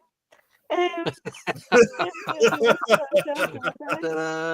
Ta-da. you know, I definitely look forward to, um, obviously, chat Yeah, program yeah. comments. I'll let you guys read them because I am absolutely Yeah. done. You know, said I think so too. Think so too. Blue Evil. You know, I know exactly what he's trying to say, but it's not necessarily I can't say it. It's just the other part that Dad, God, you know, said. come, come Yeah. on, Nicky boy. What is this saying? Just say it. Just say it. Yeah, all right, fine. Evil bitch tards. Agreed, baby. What is it with Hollywood filmmakers who feel the need to tweak and change things? Don't get me started on woke and DEI. Yep. Blue Shift said he'd be right back. Graham Masterton's books need making into films, especially a good remake of the Manitou. And okay, them, they, I don't know what Yeah. Simon. No, that was me before when it's Oh, like that's, because we that's always right. say they, and then when I Yeah. speak to Simon quite a lot, he goes, "Well, Yes, who are they?" And the, goes, "They are them." That's it. That's all I've got. So he's yes, taking the the pee a little bit. 1984 Philly X was rubbish. I have to say, I have stopped focusing on the types and levels of EVPs. I feel we are focusing too deep on the details and losing the content. That's actually a very good point that Ed had pointed out. So I definitely agree with what he's saying. Simon, well, we've had hits. Yeah. However, Andy is right. There is frequency to color. Look at DEWs as an example. Blue spectrum is not affected. So for this, there's frequency and tone of the color, but we miss the background noise when we focus too deep on the level. Yeah, that's another good note he pointed out. Noreen here says there must be something to it regarding the frequency because I know when I saw the triangle, it got closer. I involuntarily dropped it to the ground and pressed myself against the wall like I was hiding. I have no explanation why. I have since read others experiencing the same feeling. And how Ed, again, he is exactly right. Close Encounters was based on true events, and here we go with tones and frequency. So Andy's right on target. Materialist ufologists think UFO lights are for navigation. That's too simplistic.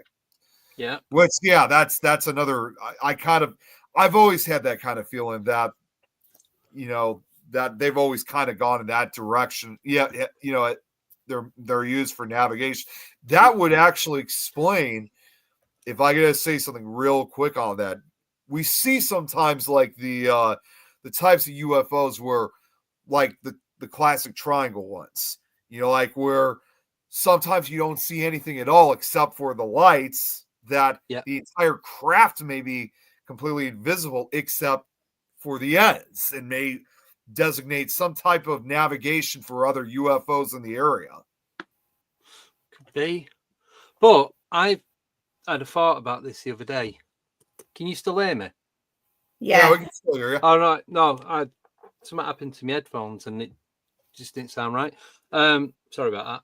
So when these people like yourself, Lynn, as well, when you said you've seen these crafts, these ships in the sky, that everything goes quiet. Yeah. Yeah. What if they are emitting some, like I was saying before, I listen to white noise to cut out all the background noise to help me go to sleep. What if they are emitting some sort of white noise with these lights, and that's why you don't hear anything? You get a sound of silence. Yes, it cuts was. everything Yeah. out. Yeah. It cuts out all traffic, animals. People say, like when they say when there's a predator about, all nature stops, everything goes Yes. silent because you Yeah. can pick up on it. What if it's the same sort of thing, that the ET crafts are Yeah. giving off some sort of frequency? That's why you cannot hear anything else. That would That's a make a good lot more point. sense. Yeah. Yes, absolutely. I agree with that. Yeah, totally. It's like you say with the predators. It's like birds and everybody. Well, everybody, every animal knows when they're being hunted. Yeah. They can feel it. So there must be some kind of noise. I mean, monkeys, they throw out noises, don't they? Warning Yeah. the mates Yeah, they do. about what's good. Yeah, it's all about that, really. It could be. Yeah, you've got a Yeah, good point there. because we've got something similar. Is like if we're sat in traffic or walking down the street, and you can feel if somebody in the car outside you across the road is looking at you, you'll Oh, turn yeah. around and you'll see him turn away. You'll see him turn away dead quick, or Yeah, you can feel there's someone stood behind you. yeah.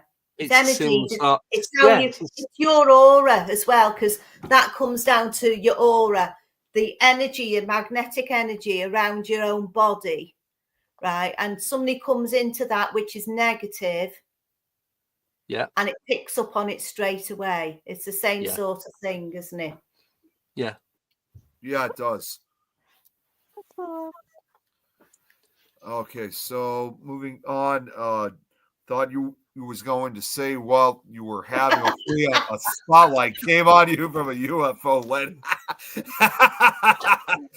Bell shaped. How is Hey, that? you need a bloody big light for that one, I can tell you.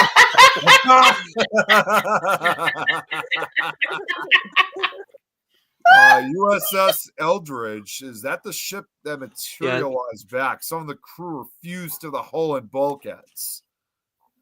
Yeah, Tino makes another good point. Animals are good natural detection for anything paranormal, which, I can't tell you how many times I think we've probably are all familiar with that when we hear the stories about it over and over again. It's the same thing. Yeah. I remember staying in a lodge at Keswick Reach up in the lakes, and the sheep bleeding died down as the sun was setting. When it disappeared, the bleeding stopped. It was both eerie and magical. I got that feeling with the triangle, Lynn, like something was watching. Yes, yes. Geez, we're really behind on comments. I actually did go back at one point saying, geez, how far are we with the comments? We're really behind. I just wanted to say, all you beautiful mofos, some love and good energy. Thank you. Oh. Butler's DMT. Yeah, that's Adam Butler. If you want to read a book, get that DMT Field Guide. It is a really good book. Mark? 100%. Yeah, I remember we already said hi to Kate. Yeah, I'll have to check that one out. I'm So smiling actually, content. it. Oh, you got it right there. Wow. Yeah. It's sat on my desk. Honestly, it is. You will not be disappointed if that's your thing. Yeah, I'm gonna have to definitely check it out. I'm smiling content and happy to be listening to these stories. Pickled egg. I hope you're okay, Lois. I'm dying, but I'm still. I was kind of concerned about like how you were gonna do the show like before I came on. Hey, he's an ape. Oh wait, he's an ABB ape fan. Well, he's got a blonde wig. An ABBA fan. Well, can I just say as well about this magnetism? It could also, it could have a lot to do with ley lines. ley lines. Yeah. These UFO, these crafts or whatever they are, not ours, whatever, we don't know what's coming in, whatever they are, could be following ley lines. Yes. Yeah. Okay. Cats are in fact aliens. Yeah, I'm not surprised, Kate. They pickle them in jars. Yeah. Andy asked them your question. You had a question of some sort? Yeah, so when I do my stream, we have a question that we ask every single guest, no matter what. So I'm just seeing how long we've got. We've got about 15 minutes left. So if I ask you in about 10 minutes, is that all right? Yeah, go right ahead. Cool. He's not well. He's like me. He's not well. And can I just say that I didn't kiss Pickle Tom or Tim. They got it on their own, making it more accessible. That was it. That was the word I was looking for. Accessible. Can I? Hey, Can I Amanda. say Hey, Tor something while Andy. it's in me? Can I say something while it's in my head about these ley lines? You Yeah, know, go on. it could be like Howie says here. It could be energy lines for some of the vessels, and maybe using like a roadmap. Well, when I read that, then when it says about the roadmap, look at these lines in, is it Peru, up in the mountains? Oh, the where Nazca lines. The Nazca lines, are they in line with ley lines? That's Never a looked really That's into a it. good actually. question. Now, anybody on the outside there, all the viewers, does anybody know that? Are these Nazca ley lines in? Are they the same as the ley lines? Are they lining up in some form along some of these ley lines? You know what I mean? Yeah. Are they running parallel to Yeah, ley that's lines in that right. area? Because they Yeah. could be. That's an interesting thought. So somebody needs to go down there. Check it out. Take a compass, you'll be all right. Take your compass and your torch. Yeah. Your EMF meter. Get down there. Yeah. Oh God. Let's see here. Okay, super interesting thoughts, Sandy. Transmutation. Yeah. TR3B. I saw. Well, I'm sorry. I thought he said I saw some. Some triangles are man-made, while others are from another place. Magnetic frequency. Yes, yes, yes, Andy. Noise canceling craft like your headphones. Yes.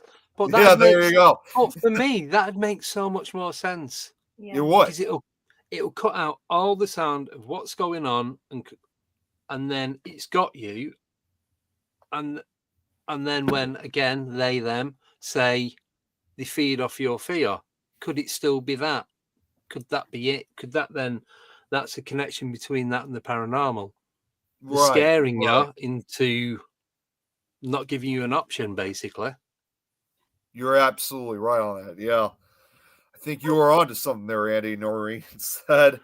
And why in a lot of cases there is a ring in the air when they are experienced, which I've heard of that numerous times, or just the opposite. Yeah. As for the human energy, agreed. Ley lines could be energy lines for some of the vessels, maybe using like roads on a map. That's just a smiley. Yeah. Yes, they do. Bingo. And now I want to get what Kate said. According to current understanding, MACA lines are not a recognized term related to ley lines, meaning they are not considered to be part of the theoretical energy pathways that ley lines represent. Therefore, they are not considered to be on ley lines. Oh, there's your answer. See, I never would think that they would not be considered ley lines in this case. But who's not considering them to be ley lines? Is that science? Exactly. Yeah. And then Ed also just said, no, I just went and researched on Google. Yeah. I just want to begin, Andy, with thank you very much for coming on tonight. It has been an honour and a pleasure. Oh, and thank you. I definitely want you back without a shadow of a doubt. Yeah. Do you want to tell everybody where they'll Yeah, so you can get me on Facebook, Instagram, YouTube. That's it. I've cut right down on the different platforms that I use because there's too many at the moment, and it's hard to keep track when you're uploading content to upload it to all of them. It's so time consuming. It takes forever. It's just so I've just cut right back. So on Facebook, well, on all three of them platforms, it's Alienate UK. You can contact me direct if you want. So it's andy@alienate.uk. And that's it. There's no .com, it's .uk, because that was the domain that I got. I've got 3 Facebook groups. Alienate UK. I've just opened a new one with 2 friends, Ash and Greg, that are helping me do the admin on there, called New Fog. It's a Northampton UFO group. And that's solely for, it's not just for people in the Northampton area, but for people that know of accounts in and around the Northamptonshire area. Because it's just, I want it to be more localized, where my main Facebook group is just around the world. It's everywhere. That's the one that's been going for like 3-4 years now. But this one, I'm just going to keep it local to where I live to find out, try and get some data as to what's going on in and around the local community. Well, what's Say the local, Northamptonshire's like 30-40 miles across the county, so it's quite it's a bit of a trek. But you've got you've got Leicestershire on the border, you've got Oxfordshire, Buckinghamshire, Bedfordshire, and then going down, then you're hitting towards London, and then going across up towards the Cotswolds are. So it is quite a big area. All them groups available for people to join. Like I said, the main one that I use is YouTube, and that's just Andy Decodes at Alienate UK. Just type it into Google and you'll find it on there. Well, what to do, Andy, is if you send me the links, I'll put Yeah, that thank you. so obviously can come and follow you. But definitely, I will be hounding you for a second part. That's fine. I'll be chasing you down the road. So, Andy, what's this wonderful question? Right. So this is a question that we ask everyone. So if you was given, you as an individual, if you was given the opportunity to find out exactly what all the paranormal is about, what the connections are, where it starts, where it ends, not so much the meaning of life, but what happens after you die, what happens, just all the little bits of questions that we want to know, but we never ask anyone. If you had the opportunity to find that out, yeah, would you want to know? But see, I wouldn't, and I'll tell you the reasons why I wouldn't, because we do this, we all do the same sort of thing. You wouldn't be doing that anymore because you're not chasing anything. You're not, there's no mystery, there's no enigma to because you kind of want to find out for yourself what things are, and you want to have the debates, and you want to have difference of opinions without falling out and arguing, where I know a lot of people do. But it's having the debates that I agree on one thing and you guys will agree on something totally different. Nothing wrong with that. That's healthy. That's good. That's what it should be like. But right. there would be none of that. There'd be no point doing a podcast because you'd have all the answers. There's nothing to chase. There's no Scooby-Doo about it, shall we say? I love how You know what I mean? It's a chasing and looking and going, trying to find it, but you think you're getting somewhere, and then it's just a caretaker. It's a shopkeeper. It's not anything exciting, and you end up with more questions than you do answers once you think you're getting to the end of what it is you're looking for, which I think is the best bit about it. Now, my co-host Nicole, she would like to know everything, and that's it. She's happy to find everything out. What are your thoughts on that? Would you like to know everything? I'll tell you what, I'll go last and I'll let these guys. What about you, Nick? You go first. I'll go second. So just remind me, because there was so much going on. What was the question again one more time? So you can find out every single little thing about paranormal, what's connected, what's not connected, the source, where it comes from, where it goes, where UFOs are created, where they get repaired, all that kind of stuff. Yeah. Yeah. Would you want to know, or do you like the not knowing and trying to discover it for yourself? I think in some way it's kind of like both a yes and no for me. Like I am definitely curious of wanting to know what the actual answer is, but at the same time, though, I sometimes think that it may actually be probably just as important to not really know the full answer until either our time is up or whatever the case is. You know, like kind of almost that situation that I don't think, even though we want to know, it's like at the same time, I don't know if we'd be ready for it at the same time, if that makes any sense. Yeah. Yep. Okay. Right. I'd want to know only because I feel like I know where spirits are. I feel spirits all the time. I feel like the family's with me. I feel wherever I go, if I'm going to a place which I'm investigating, I'm not a big one for big investigations. I'd rather go off somewhere on my own, or with just a couple of people. It's the whole history of that person, that they're coming forward for a reason, and it's nice, you know, to be able to know what their history is. So if you knew it, or you get shown it, it's nice. It's like meeting someone for the first time, isn't it? Even though I feel like I know, I don't know everything about UFOs, whatever, I don't. But saying that, I feel like apart from humanoids, I believe there's people visiting from other planets. I also believe that we've got them living here on the planet. I definitely do. And I feel like we're all part of a DNA experiment, or they've made us from them. Yeah. No, But yeah, I would like to know, and I wouldn't be shocked. I'd be quite relieved, and it'd be just nice to go out and see more of it. That's all right. Yeah. Get that. Here goes. Right. I would like that. I would, but I wouldn't.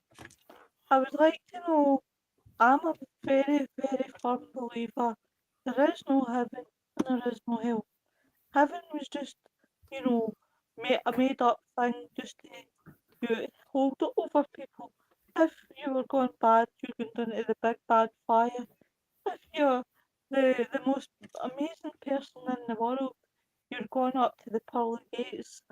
I I think it is like we live. Now, people must think I'm crazy when I say this, but I I compare it to watching Stargate SG-1.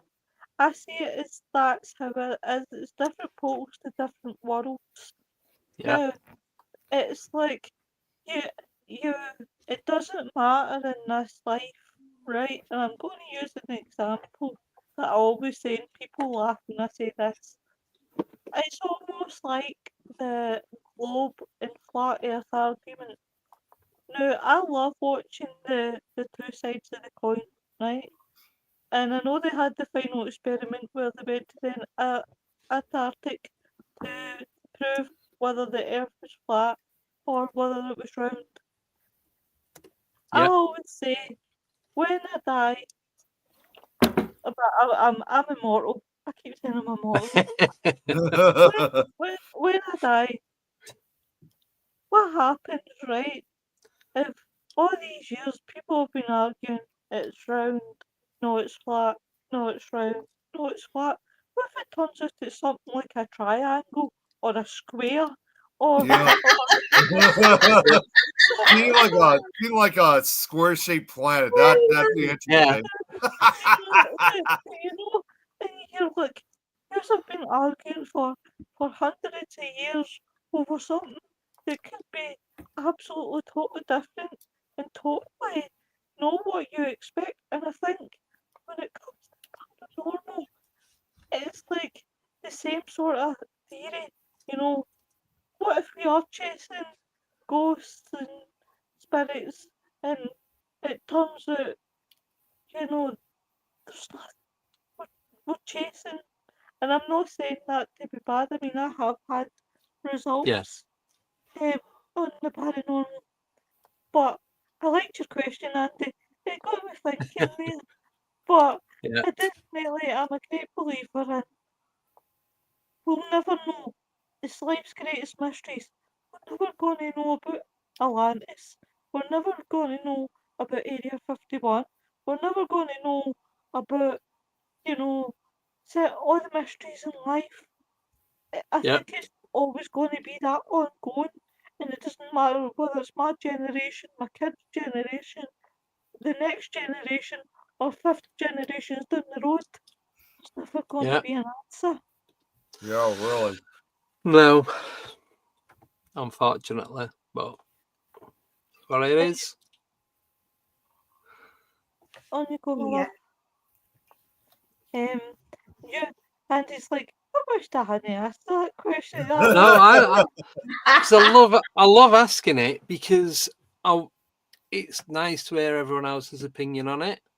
Yeah, it's I'm always very, I don't want to know, and I love it when people go down that one. Where Nicole is very, she wants to know, so we have like a bit of a team battle going on with it. Yeah. But Ross has put a good one in the chat. I just seen it. He goes, "I would want to know the truth about it all, but then ask him to give me a memory wipe." Oh, that'd be pretty cool. Thank you, Tito.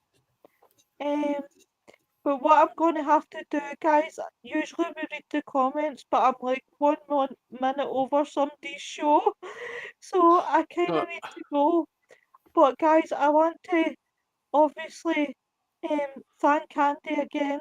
Thank you Thank you. for everybody that came in and joined us tonight. It's been really, really good, guys. Tomorrow night, I can't even do this with a straight face. Tomorrow night, obviously, I'll not be there because I've killed my voice. Well and truly now.